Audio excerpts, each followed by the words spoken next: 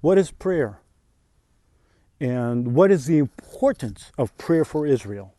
One of Yeshua's parables in the New Testament speaks about a widow and a judge. This parable appears in Luke chapter 18. And in it, Yeshua tells us about a poor and lonely widow who was mistreated. So now, in order to get justice, she turns to the judge, asking him for help over and over again. At the beginning, her story did not touch the judge, and he turned her away. But eventually, he took the case and granted justice to the widow. What caused the judge to do so?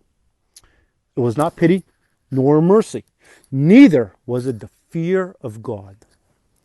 The judge from Yeshua's parable admits that the only thing that caused him to get justice for the poor widow is her persistence. It was her non-stop pleading and asking, her endless request. Yeshua teaches us through this parable that when we are consistent in our prayers, we will receive an answer. If that judge answered the widow, how much more will the Lord answer those asking him? Being consistent in our prayers means to continue praying, to plead with God, and not to stop until we get the answer. As it is written in the beginning of the parable, a parable to show them that they should always pray and not give up.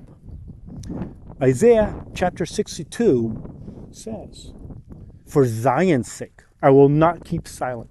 For Jerusalem's sake, I will not remain quiet, till her vindication shines out like the dawn, her salvation like a blazing torch." And it continues, "I have posted watchmen on your walls, Jerusalem. They will never be silent, day or night.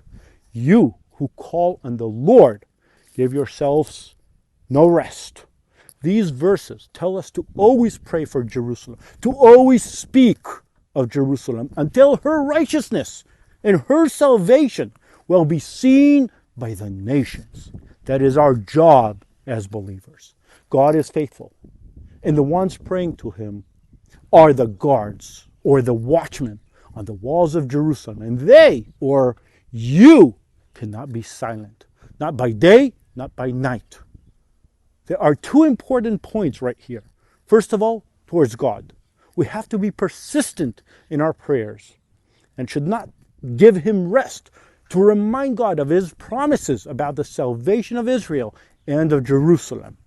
Second of all, it is our obligation to break down the cycle of lies that is spread about Israel.